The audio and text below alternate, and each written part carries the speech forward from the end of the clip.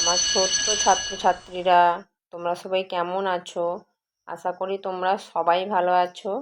আজ আমি তোমাদের আমার বইয়ের দ্বিতীয় পর্বে 150 নম্বর পৃষ্ঠা থেকে আলোচনা শুরু করব। তাই তোমরা তোমাদের নিজেদের আমার বইয়ের 150 নম্বর পৃষ্ঠা খোলো, দেখো শিখন পরামর্শে কি বলেছে। শিক্ষার্থীরা ছবিটিতে ভোরবেলার বিভিন্ন কাজের চিত্ররূপ দেখতে পাবে। এই ছবিটি সহজ পাঠের আলো হয় গেল ভয় ও পরের পাতার পাঠটি সম্বন্ধে ধারণা গড়ে তুলতে সাহায্য করবে। তাহলে আমরা এখানে কিসের ছবি দেখতে পাচ্ছি?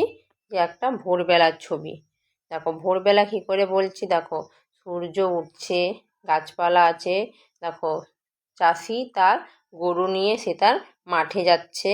আচ্ছা দেখো এই ছেলে মেয়ে দুটো কী করছে? ব্রাশ করছে, না দাঁত মাজছে। ওই জন্য আমরা কখন দাঁত মাজি? সকালবেলায় দাঁত মাজি। দেখো মেয়েরা তার জল ভরে মাথায় কলসি করে নিয়ে তারা বাড়ির দিকে রওনা হচ্ছে। এই ছবিটা দেখে আমাদের কি মনে হচ্ছে? যেটা একটা ভোরবেলার ছবি।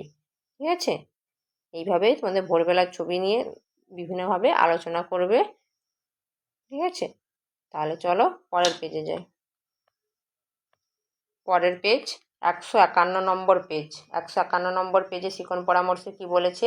এই পাঠটি সহজ পাঠের আলো হয় গেল ভয় এর ভিত্তিপাঠ হিসাবে ব্যবহৃত হবে। আচ্ছা, এখানে আমরা আগের পেজে কি একটা ভোরের ছবি দেখেছিলাম, আর এখানে একটা ভোরের পাঠ দিয়েছে। চলো আমরা পাঠটা পড়ে নেই, তারপরে নিচে সেই পাঠ পড়ে সেই ভরাট করব। ঠিক আছে। পাখির ডাকে ভোর হলো, চারিদিকে সোনালি আলো, সবাই ঘুম থেকে ওঠে, দাঁত মাজে, চোখ মুখ ধোয়, খাবার খায়, ছোটরা লেখাপড়া করে, বড়োরা কাজে যায়। হাসানের বাড়ি নদীর ধারে, সেখানে সারি সারি তাল গাছ, গাছে বাবুই পাখির বাসা, নদীতে ডিঙি নৌকা ভাসে, এবার জাল ফেলা হবে। তাহলে এই পাঠটা পড়ার পর আমাদের কি বলেছে? এই পাঠটা পড়ে এই শূন্যস্থানগুলো পূরণ করতে বলেছে। ঠিক আছে, তাহলে একের দাগে কি দিয়ে আছে? কে ঘুম থেকে ওঠে। আমরা দেখো লাইনে কে আছে? সবাই ঘুম থেকে ওঠে। তাহলে এখানে কি হবে? সবাই ঘুম থেকে ওঠে। আচ্ছা, দুইয়ের দাগে ড্যাশ কাজে যায়। দেখো এখানে আছে না, বড়োরা কাজে যায়। তাহলে এখানে আমরা কি লিখবো? বড়োরা কাজে যায়।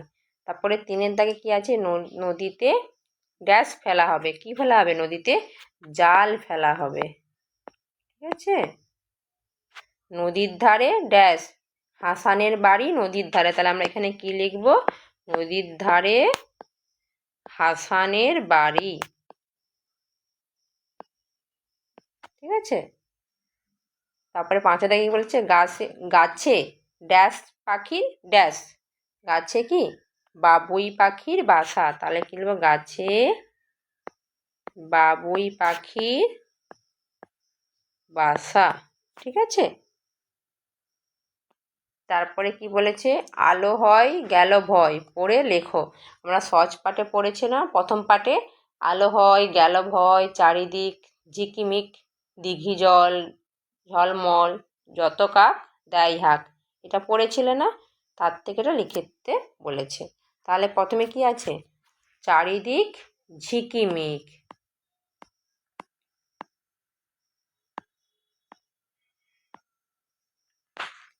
তারপরে কি আছে? দুয়ের দাগে ড্যাশ বনময়, কি হবে?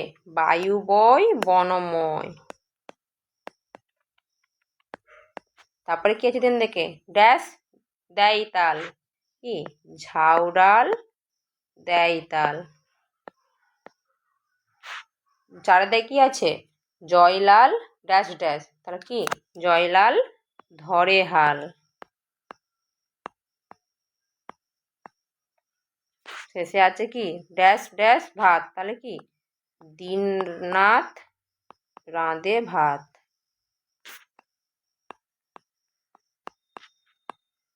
ঠিক আছে, দীননাথ রাঁধে ভাত। এভাবে তোমরা এটা পূরণ করে নেবে। চলো তারপরে আমরা পরের পেজে যাই। পরের পেজ 152 নম্বর পেজ। 152 নম্বর পেজে কি বলেছে? শিক্ষার্থীরা তার চেনা জানা অভিজ্ঞতার ভিত্তিতে ছবি আঁকবে। প্রথমে আমরা কি একটা ভোরবেলার ছবি দেখেছিলাম, তারপরে ভোরের পাঠ পড়েছিলাম, সেই পাঠ পড়ে আমরা কিছু শূন্যস্থান পূরণ করেছি। আর তারপরের পেজে কি বলেছে যে তোমার দেখা ভোরবেলার একটা ছবি আঁকতে। তাহলে তোমরা একটা ছবি এঁকে নেবে তোমাদের মতো করে, যে যেরকম পারবে, ভালো হোক খারাপ হোক, যে যেরকম পারবে আঁকার চেষ্টা করবে, নিজেরা আঁকার চেষ্টা করবে।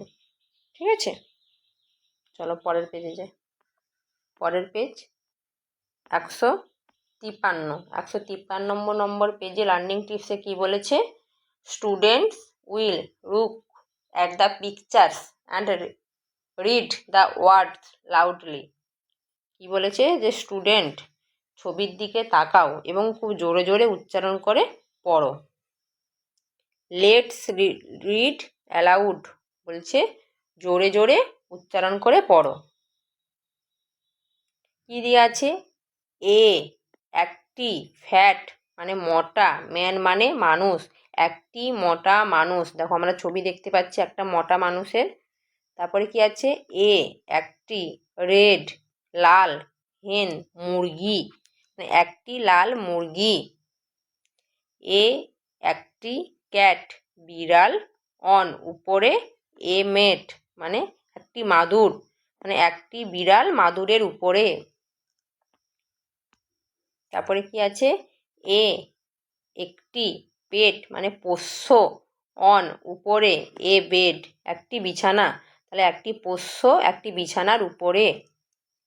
এ একটি রেট মানে ইঁদুর, ইন মানে ভেতরে, এ ডেন একটি গুহা, তাহলে একটি ইঁদুর একটি গুহার ভেতরে। তারপরে কি আছে, অ্যান এগ একটি ডিম, ইন ভেতরে, এ প্যান একটি পাত্রে, যে একটি ডিম একটি পাত্রের ভেতরে। তো তোমরা এইভাবে জোরে জোরে পড়বে। তারপরে চলো পরের পেজে যাই। পরের পেজ 154 নম্বর পেজ, শিখন পরামর্শে কি বলেছে, সব চলে যাওয়া মানে শূন্য থাকা।